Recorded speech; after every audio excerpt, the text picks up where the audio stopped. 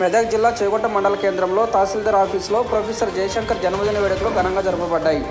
ఈ కార్యక్రమంలో tahsildar Swapna, RI Narsing Yadav, surveyor Ravinder మరియు కార్యాలయ సిబ్బంది పాల్గొనడం జరిగింది.